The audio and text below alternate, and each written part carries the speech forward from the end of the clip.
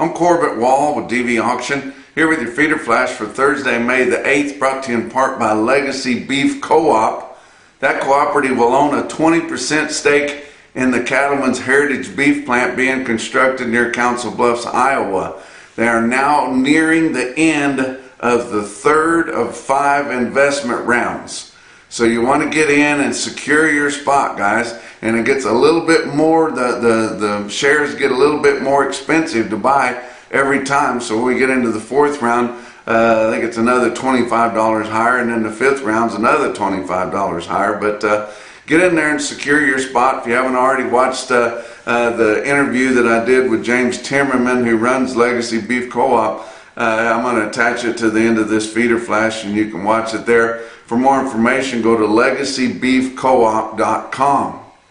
A turtle race, and you think, what in the world, a turtle race? Well, we're wanting $3 feeders or $300 feeders per 100, and you think, well, we see them every day in different sales around. Yeah, but we haven't seen our index levels hit that. Not your real-time index or your CME cash feeder cattle index. We've not got the $300 yet. Never got there before. I predicted that we would get to $300, and I still think we will. If not today, maybe sometime next week. But we also haven't seen it yet on your feeder cattle contracts. Any of your traded feeder cattle contracts have never hit $300 yet. So it's just kind of a turtle race. You're looking here, you're looking there, waiting to see, and you see all these cattle bringing $3, and even some cattle weighing up to 9 and over 9 bringing $3, but we still can't get that 7-day moving average from 7 to 899 pounds to get to $3 yet. Your latest real-time index was 299.06. That's at the end of the day. It was a little bit higher than that through the day, but then as the sales got towards the end of their run and got some smaller bunches and plainer cattle, it backed up just a little bit. So we could still do it here, and I think we have a good chance to do it here on Thursday, but everybody's just kind of watching that. It would be exciting if we hit that threshold of $300. If we do, that doesn't mean it's over. It's not. We haven't been just trying to ring a bell and then go back down.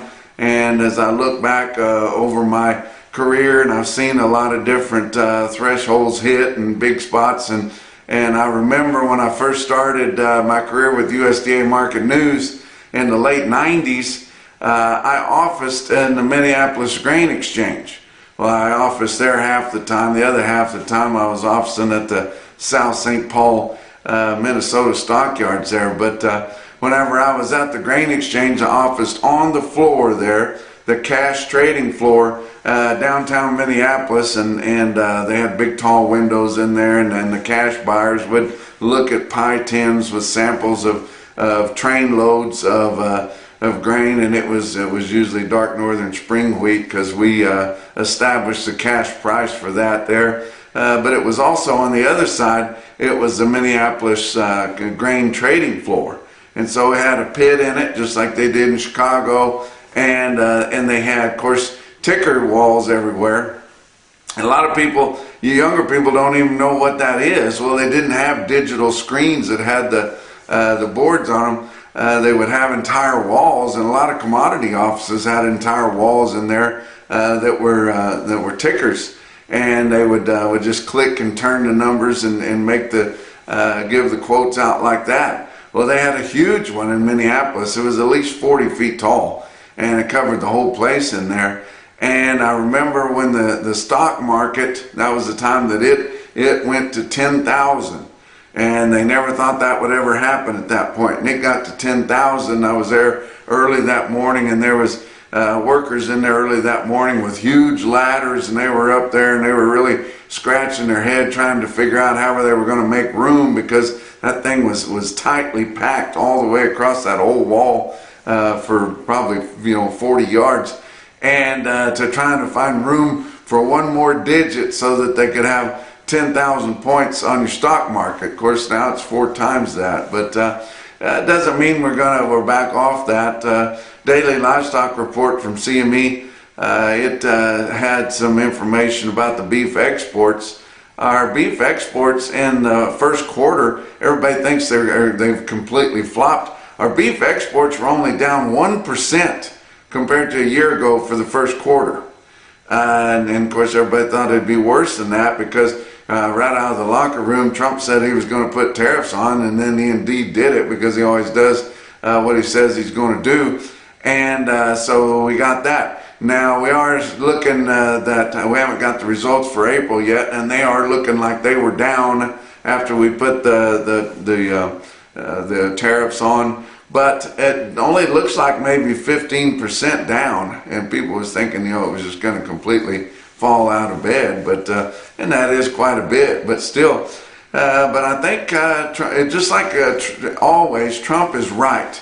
You were starting to see that he was right again, and he's starting to turn the tide. We're starting to see more. We're supposed to have a big announcement here on Thursday morning. It's likely going to be a big country or several big countries that have decided to come to terms with us and make a deal on tariffs. I doubt it's going to be China, but if it was China, that would be fantastic. But China has already dropped most of their retaliatory tariffs against us. And it looks like they're coming around, and Trump's always right, and I'm sure glad that we got him hired to do this job because he's doing a great job for us. Let's look at the board for Wednesday. June live cattle futures down $1.15 at 212.52. August was down $1 at 208.37, and your back months unchanged to down 75 cents.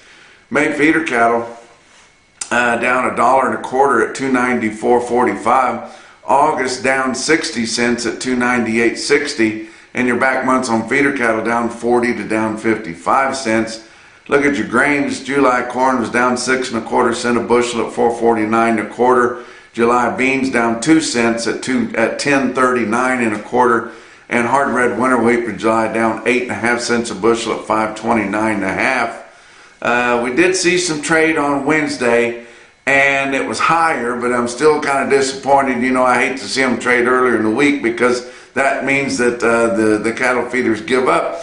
And it was just pressure from, the basis and basis jumpers. Now, I don't like we're in this bastard month here of May, and we don't have a live cattle contract.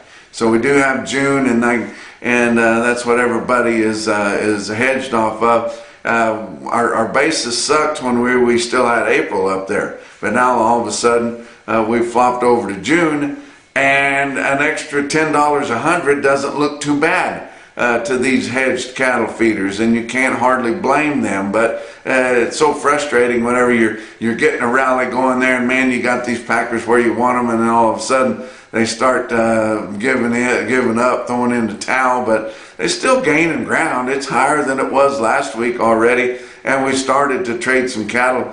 Iowa sold 1,200 on Wednesday, and that's all we've sold so far this week. Live price was 222 to 225. That's at the very tip top of last week's price spread and going up and over that, but not really enough to call a trend on. Dress sales 352 to 360, same with them. Nebraska 1,600 sold on Wednesday. They sold 2,300 for the week. Live price on Wednesday was 225. Dress price 352 to 355.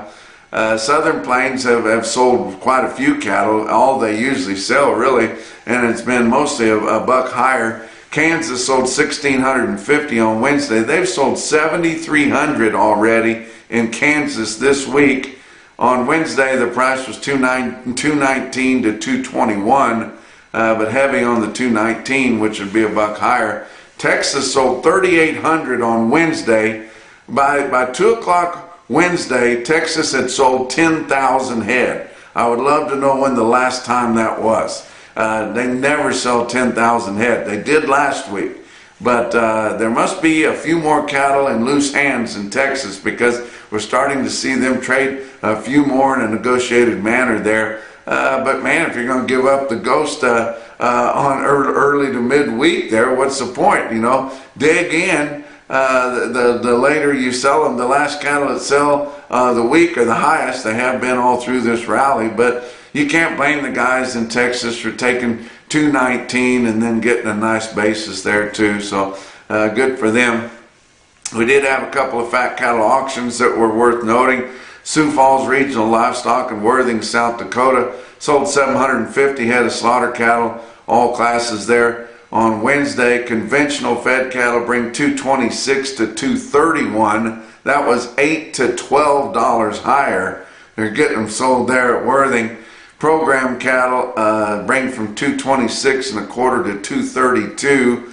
They did have dairy steers from 188 to 191 there through the ring at Sioux Falls Regional Livestock. Another sale barn close by, Glacial Lakes Livestock in Watertown, South Dakota. They had 700 head. Another good run for them. Conventional fed cattle in Watertown bring 212 to 224. That was $5 to $6 higher. Program cattle from 224 to 230. They had big fat fed cows from 150 to 165 there at Watertown. So fat cattle auctions have been awesome. Box beef cutout values higher again. Not the big jumps that we saw last week, but still pretty good. Choice cuts up $1.48 on Wednesday afternoon at $346.15. Selects up $103 at $334. Your slaughter, $349,000 through the first 3 days of the week.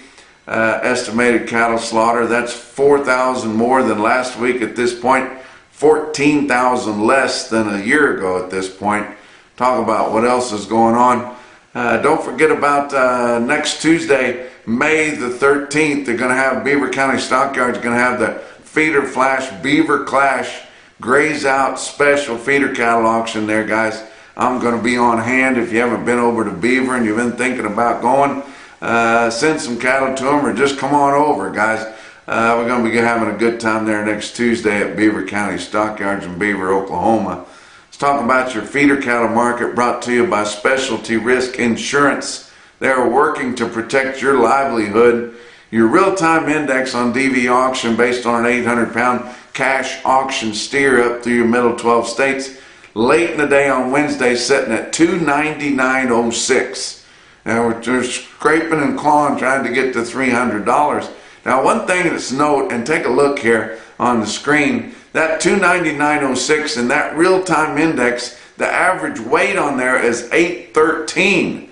This is supposed to be 800 pounds, but they take all the cattle from 7 to 899, just like your CME index does. We've had so many heavy 8-weight cattle that it's pulled that average way up there. So if we're 299.06 on 813 pound average, just think what we'd be if we sucked it back down to just 800 pounds smooth. Likely we could be over the $300. We're seeing a lot of 7-weight cattle bringing 330, 340, things like that. And even some cattle weighing over 9 bringing over $3, but it's just hard to get all those commodity cattle up there. But that 299.06 was up 203. Your latest CME cash feeder cattle index sitting at 293.41, and it is lagging way behind, guys. Let's talk about your big sales on Wednesday. Of course, OKC West, El Reno, Oklahoma, had 7,200 for their 2-day feeder cattle auction with calves on Tuesday and feeders on Wednesday. Feeder steers were unevenly steady. Feeder heifers were steady to $2 higher. The calves on Tuesday were $3 to $6 lower, except for the Pee-wee calves weighing under 4.5, and they were $1 to $6 higher. So another good sale in El Reno, Oklahoma. Let's look at market up in the Northern Plains there. Bassett Livestock Auction in Bassett, Nebraska. 4,100 for them. They have big sales, guys. The 2-week trend there was mostly $4 to $9 higher. They were your NationalBeefWire stick-out sale of the day. Check out this automated market report through Cattle Market Central and look at your best tested weights there with me. 215 head of the 5-weight steers, average 545, with a weighted average price on all of them of $398.81. Wow. 677 head of the 6-weight steers in Bassett, average 654 pounds at $353.88. My goodness. 268 head of the 7-weights, average 743 at $325.27. There were 377 head of the 8-weight steers in Bassett. They averaged $867. nearly $870 with a weighted average price of $299.52. If we had more sales like that, we'd be way over $3, guys. 565 head of the 9-weight steers in Bassett, average 968 at 275.08. Look at a couple groups of heifers there. 396 head of the 6-weight heifers, average 670 pounds at 322.82. And another 396 head of the 7-weight heifers, average 756 and at a weighted average price of 302.24. So impressive market there. Got several individual quotes to give you from all over. How about JC Livestock Sales in Junction City, Kansas? Tell you what, that's a Langvault family there. They do a good job. 61 steers weighed 904 at $300.50. And we just want to get the 800-pound average up to $300. So that was a good sale in Junction City. How about Bloomfield Livestock Market in Bloomfield, Iowa?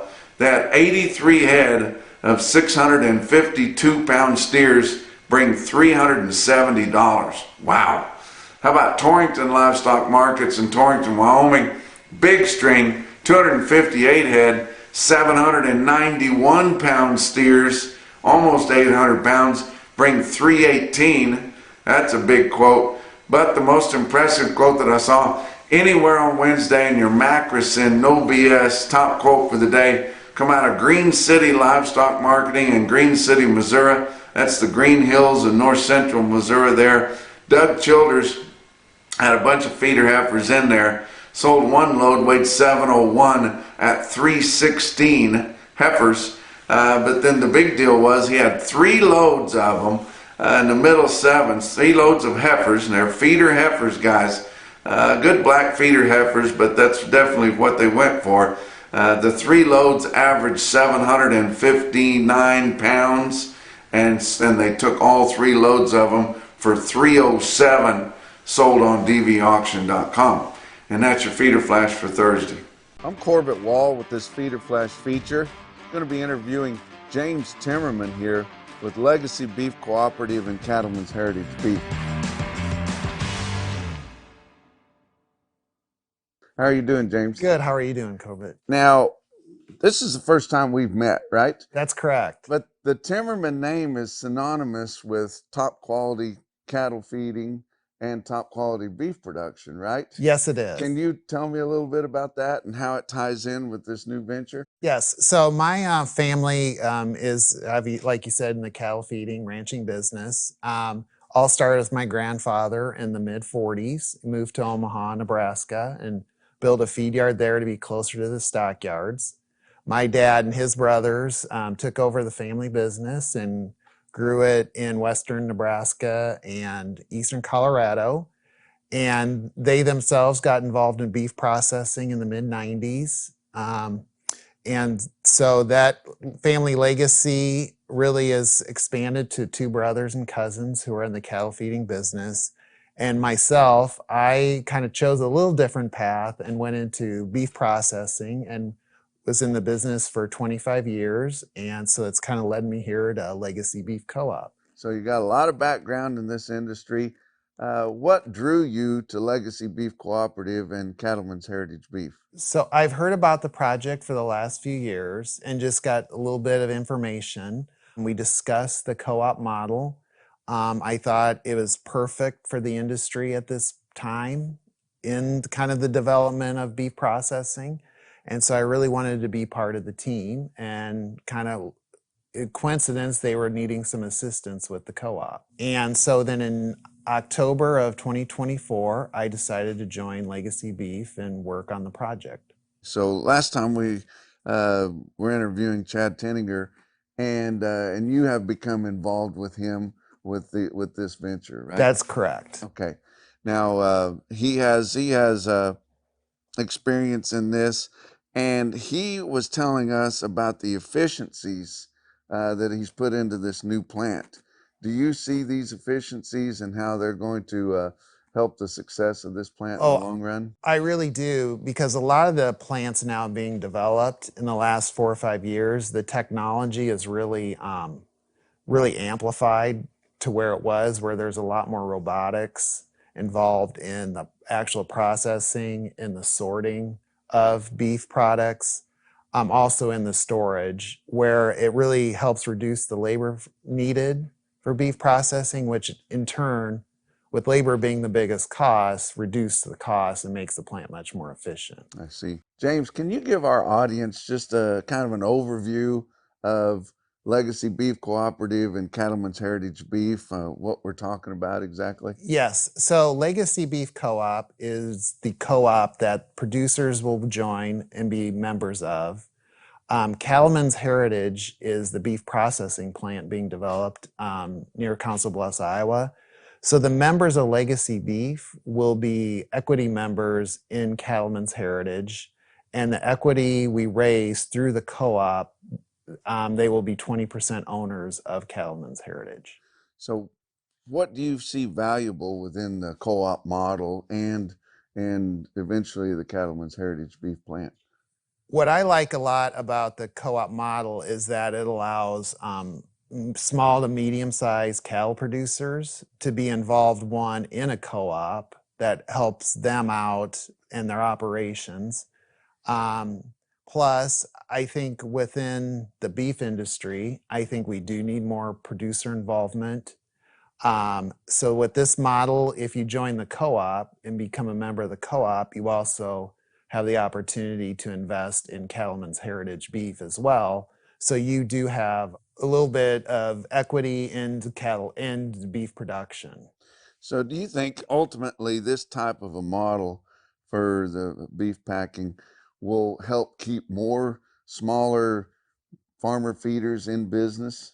Yes, I do. Okay. Yes, I do. And that's one thing that drew you to it. That's really what draws me to it, is because I do think you hear a lot of stories being out in the country with small producers, anywhere from 2,500 head they feed to even up to 10,000, how they really are looking for better marketing opportunities and really more equitable arrangements compared to the larger feeders in the country. Sure. Can you tell us a little bit about the investment model with Legacy Beef Cooperative and where we're at within that? So the overall investment, we have 5 rounds of investment. Currently, we have sold through the first 2 rounds, so we're in the 3rd round. To what we are currently in right now is what we're calling our seed round, which is giving you the opportunity to reserve your space or shackle space in the investment in Cattlemen's Heritage. So right now, to reserve a spot is $10 per head. We'll reserve a spot in the co-op and you become a member of the co-op. The share price we're currently at in round 3 for the equity investment in Cattlemen's Heritage is $175 per share per shackle space. Okay. And that's gone up from the first and second. Correct. Right? So it was started at 125 for the first round, 150 for the second. So right now 175, and then round 4 is 200 and round 5 is 225. Okay.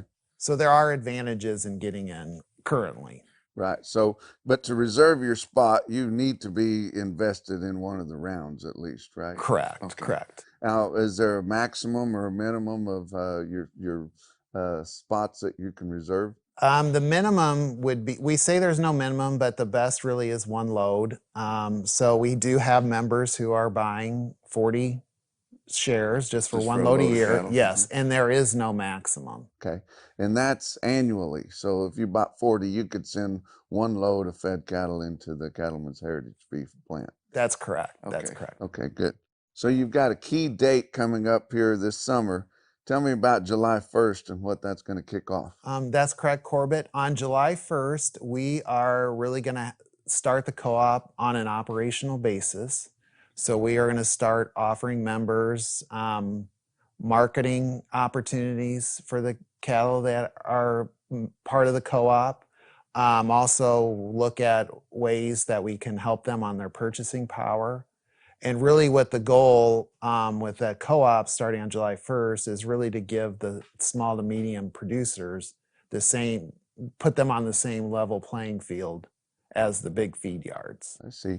So these shares once you purchase them, they're going to have value, right? And will you be able to market them among other shareholders? Yes. So really, the way we have it structured is that per share that you purchase, you are obligated to deliver the animal. Then if you feel like you cannot make the delivery, then you do have the ability to lease those shares out to other members of the co-op, that they can you can have some value owning these shares, and you can have cattle delivered on those shares. We've seen something similar to this with U.S. premium beef in Kansas. So, uh, and that those shares have become pretty valuable. Do you see that happening with this venture? Yes, I do. Okay. Yes, I do. Okay, great. What kind of cattle are we looking to harvest at Cattleman's Heritage Beef? Do you have a target? Currently, we don't have a specific target, but as most beef processors, we're looking for a high grade, high quality beef. But really, we're not going to specify exactly what we need to have delivered. So, James, this whole venture has kind of been based off of marketing the cattle off of the dressed beef price rather than the live market or the way some of your big four packers price the cattle or purchase the cattle. Can you tell us a little more about that? Yes. So we are looking for the pricing the cattle is using the USDA choice market as the base, and plan on gridding the cattle with premiums and discounts based off USDA choice, which is different than buying them live or buying them just dressed beef. Right. And the market's been really good, all-time record highs here posted within the last few months on every class of cattle that there is, but that's not going to last forever. That's correct. So That's correct. we may be able to insulate some of these producers from the downside of this going forward, don't you think? Yes, yes. We feel like, really with the pricing model we have in place for the cattle, it gives protection because you're going to be paid what the plant is selling you beef for. So you really get the true value of your beef. I see. So you're basically going to be sharing more of the pie than what cattle feeders are used to, the way things have been set up, right? Yes, that's correct. Great. Yes. So this is primarily set up for smaller feeders. Of course, a bigger feeder could get involved in it too. But how many cattle are we looking to harvest annually? So annually, we're looking to harvest about 525,000 head annually. So 2,000 head a day on one shift per day. So is that how many shares there's going to be put out then is 525,000 That's correct. annually? Yes, Okay, yes. so all of those cattle. So you won't be having to get short of cattle and be looking for them. You'll know that they're coming. How will you schedule the cattle in? The way I look at it is that really once you know your cattle are ready to come in, you need to call us. We'll schedule based on really first come, first serve. If you call, we'll put up if we know the week your cattle are ready, we'll schedule them. But we also will probably need to go out on the market some in certain months, especially in the summer, to fill some gaps. To fill in some gaps. I see. Okay. Now you're also looking at producers further in the line to maybe fill some of these gaps, and you've got a cow-calf program or a cow-calf producer program. Can you tell us a little bit about that? Yes. So we are looking and visiting with cow-calf producers all throughout the country. And as you know, the market right now, they are selling their calves with a pretty good profit. But as we also know that the market there will be a downturn. So what we are really is targeting with cow-calf producers is that they become members of the co-op. They own the shares, so it really gives them a lot of flexibility based on the market. Either they can sell their calves like they currently are now, and then lease their shares out to the feeders who buy them. But then the cow-calf would still get benefits of ownership in terms of delivery fees and equity. But it gives them a little protection that if they want to retain ownership in their calves, they can feed them out and then have somewhere to go that will still give them a hedge and true value of what their carcasses are worth. Right. So Legacy Beef Cooperative has pretty much all been set up to get the investment and get the core to get Cattlemen's Heritage Beef going, right? Correct. Okay. Correct. And do we have a time frame on Cattlemen's Heritage Beef when we think we would have that going and could start harvesting some cattle? Currently, we are still scheduled to start groundbreaking towards the end of this year, which would really, it's a 2-year construction project, so probably the beginning of 2028. But as we explore market conditions, especially in the next few months, and look at heifer retention, we do also have the ability to delay a little bit and open when the market conditions seem more advantageous. As tight as packer margins are right now, I wouldn't blame you by Yes. dragging your feet just a No. little bit. So might be better for the whole project if you do. Yes, yes. But it's just it's right on the horizon here. I mean, it'll be here before you know it. That's correct. That's correct. Okay. So of the 5 rounds of investment, we've made it through the first 2, and then we're working on the 3rd round. How much longer do you think it'll take to finish that up? Well, our goal for the next round really is to have it completed by July 1st. Okay. And then move on to the next. I see. So if we've got some listeners that are interested in investing into Legacy Beef Cooperative, what's the best way for them to get in touch with you guys and see what they want to do? Well, the best way to get a hold of us is go to our website, which is www.legacybeefcoop.com, and there is a submission form where you can send us your information. You can email me directly at james@legacybeefcoop.com or call me at 531-375-6559. Well, we're moving right along on this Legacy Beef Cooperative investment, and it won't be long before we're going to have groundbreaking on this Cattlemen's Heritage Beef plant. It's an exciting new venture, the efficiencies we've talked about, and it was great to get to talk to you and learn more about this project. Oh, thank you very much. I'm glad I could share it with you. Until next time, I'm Corbett Wall with this Feeder Flash feature.